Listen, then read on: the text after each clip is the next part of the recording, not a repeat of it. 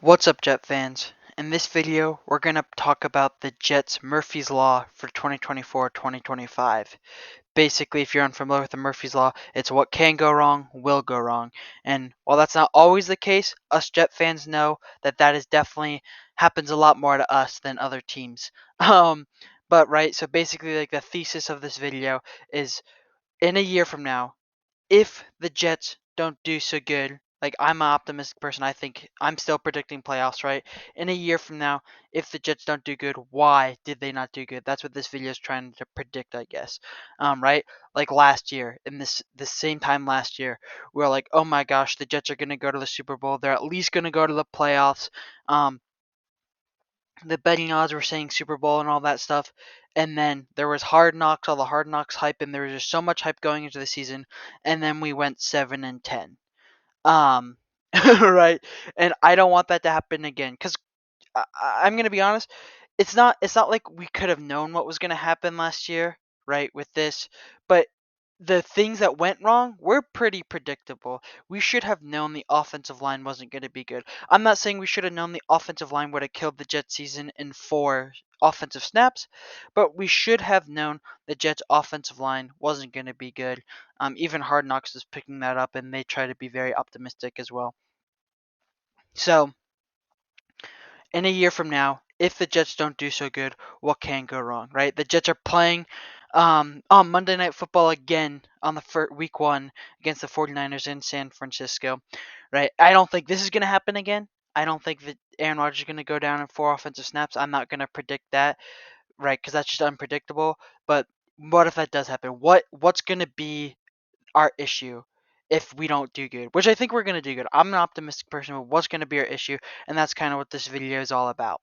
And so, first off, the easy one, injuries. You can say this about any team. Injuries can derail any season, but particularly the New York Jets. Um, they seem more. The injury is a big concern, right? First off, we made a bunch of offensive free agents, or sorry, we made a bunch of free agent signings, particularly on the offense, where those are some injury prone players. Mike Williams and Tyron Smith, those are some injury prone players, right? And we have made multiple other free agent signings, not to mention the Jets already on the roster. Elijah Vera Tucker, Brees Hall had an injury. Aaron Rodgers obviously had an injury. So this is an injury prone team. I don't even know. I don't like to even use that term, but historically speaking, right? Because what does injury prone mean? But historically speaking, this team, these players get injuries, particularly some of our big free agent signings. I'm not disagreeing with the signings, but if something were to go wrong, it'd be injury. But you can also say that about most other teams. And then also lastly with the Jets and I suppose the Giants as well, we got MetLife Stadium, the greatest. I don't know. There's lots of complaints about MetLife Stadium. How much of it is real? How much of it is it just last year's killed both the Jets and the Giants? I don't know. But the players are complaining about MetLife Stadium. People are complaining about MetLife Stadium. Um, so that also the combination of our stadium and the players that we signed and that were already on the team could derail this team. But once again, you can say that about most other teams, but particularly this team. But now getting the easy, obvious one out of the way, right? Because that's true for basically every team. Let's go into specific Jet things. One, the O line, right? And I don't mean the O line, right? Because we're not talking about injuries, and even though some of these players are injury prone, we're not talking about that. And I think the O line is obviously a lot better than it was last year. I'm not predicting the O line is gonna have a lack of talent. My worry, right? The Murphy's Law, what can go wrong will go wrong. My worry is the chemistry, especially early on. We have, as you see here, right, 3 new offensive line starters, a rookie as probably, if you will, the sixth man on the offensive line, um, and so these guys have not played together, right? Football is a team sport, but particularly the offensive line is a team position where you can have 5 of the 5 best offensive linemen ever. If they can't work together, all the defense has to do is rush 6 people and then they lose. That's a bit of an exaggeration, obviously, but I think you get my point. you need more than talent on the offensive line. You need chemistry. And these guys, who knows, right? Chemistry is super hard to predict. You can't just watch film and be able to figure out if they have chemistry. Obviously, we are getting 2 Ravens, right? So hopefully that's some built-in chemistry. We have already the Jets who played together, and we're not talking about injury. But and Tyron Smith is like a leader in the locker room apparently, so he has great chemistry. But it's just like you never know when you get these 5 individual people all focused on one goal. Can you get them to work together? It's just impossible to know, and lots of that comes with practice, and that they're getting this practice through games. So early on, specifically, I'm not saying we're going to be talentless at offensive line like we were last year. I just think the chemistry needs to be built up, and we can't really predict if that's going to happen. So obviously, that's a problem, right? These guys haven't played together, so there is some concern there. Secondly, on offense, I want to talk about the wide receiver strength. Last year, there was lots of hype on the skill position players, and then obviously that didn't come through. And then this year, there's just not as much hype, and I think for a decent reason. Right? Put yourself in 2023, before the season started. Garrett Wilson just had a great rookie year. Allen Lazard, great chemistry with Aaron Rodgers, a great number 2 wide receiver. And then Mecole Hardman, once again, one of Patrick Mahomes' favorite targets. His numbers were insane, mostly because he had Patrick Mahomes, but we didn't know that at the time. And then we have the 2 Hard Knocks rookies who we fell in love with watching them on Hard Knocks. That, right, I know in actuality that didn't end up working out. That wide receiver room was not that great. I get that.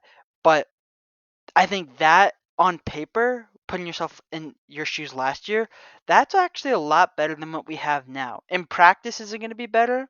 I think what we have now is better, but on paper, that hype there was a lot more hype for that group, right? Because now we have Garrett Wilson, still Allen Lazard, but we're now have what many think a bad Allen Lazard. We have Xavier Gibson, who did really good for a rookie, but he's no longer a rookie. And then we have the rookie Malachi, who he drafted, who is a 3rd-round rookie, so you can't expect too much from him. And he may or may not start, right? It's either gonna be Xavier Gibson or Malachi. And then also the tight end room. I think last year's tight end room, in actuality, it was not that good, but on paper, going into the season, I felt a lot more hype for the tight end room, right? Tyler Conklin is still here. I'm just low on the tight ends. I think we got rid of CJ Zama, who we were hyped on last year, but and then Zach Kuntz and Jeremy Rucker. I mean, okay, they're super unproven, even though Jeremy Rucker's going into his 3rd year. So there is just a bit of concern there. I feel like the pass catchers we have, there's not a lot of hype. So if you're going to tell me, oh, Malachi, he's not good, Xavier Gibson ends up not being good, Allen Lazard is still bad, right? I can see that happening. Do I think that's going to happen? Like, am I betting on that? No, but I could definitely see that happening.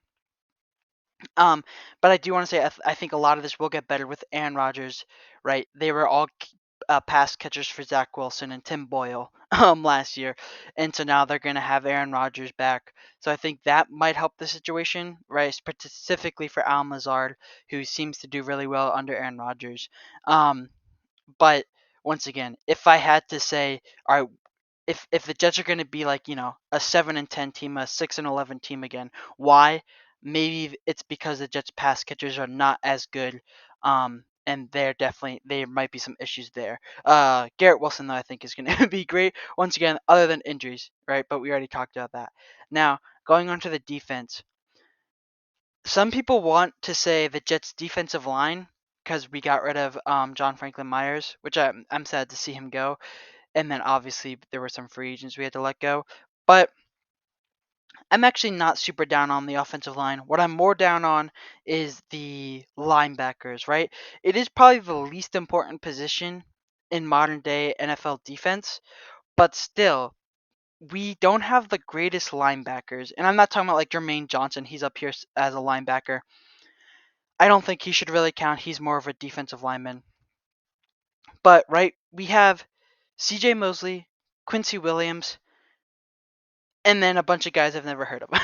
Right? I mean, that's not true, but a bunch of unproven, not super good guys. And so that's a bit of concern, right? Especially CJ Mosley, he's old, he can get injured. Um, right? And then what are you gonna do? Who's gonna be your middle linebacker? I think our middle of our defense has some issues. Um, if you had to pick one position to be the weakest at, linebacker wouldn't be a bad choice, honestly.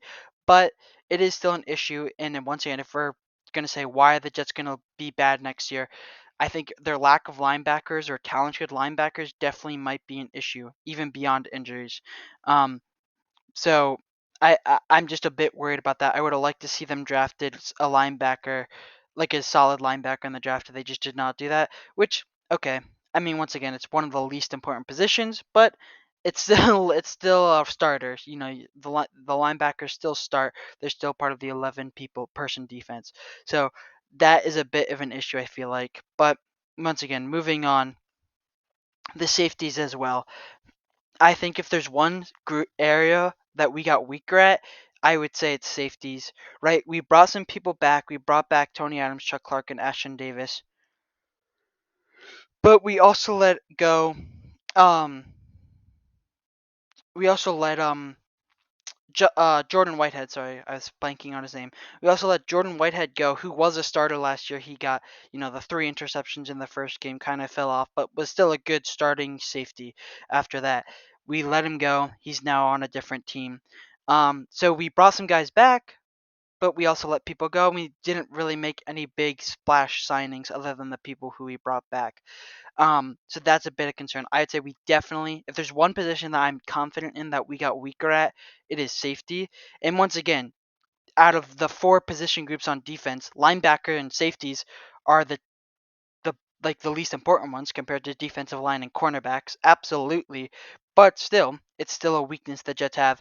And I've heard multiple times from different teams where safety is safeties are the ones who stop the touchdowns from happening, the deep touchdowns, and we are weak at safety, which is not great.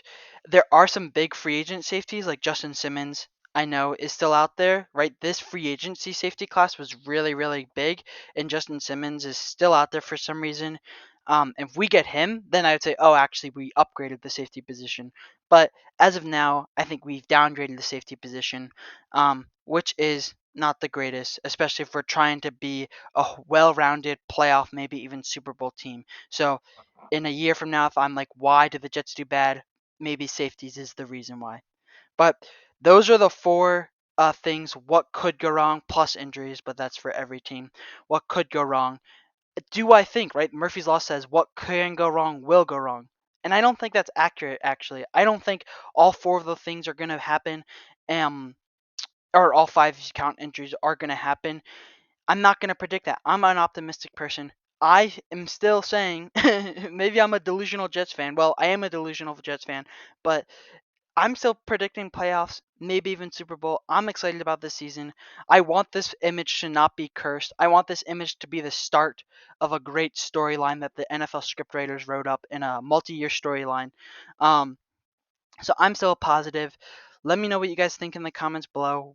Are there other positions or other things that could go wrong for the Jets? And if so, what are they? Or is like, no, forget that. The Jets are going to the Super Bowl. They're going to win the Super Bowl. Aaron Rodgers is going to bring back the Super Bowl to New York.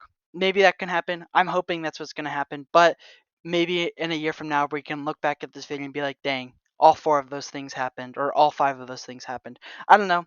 Let me know what you guys think in the comments below. Bye.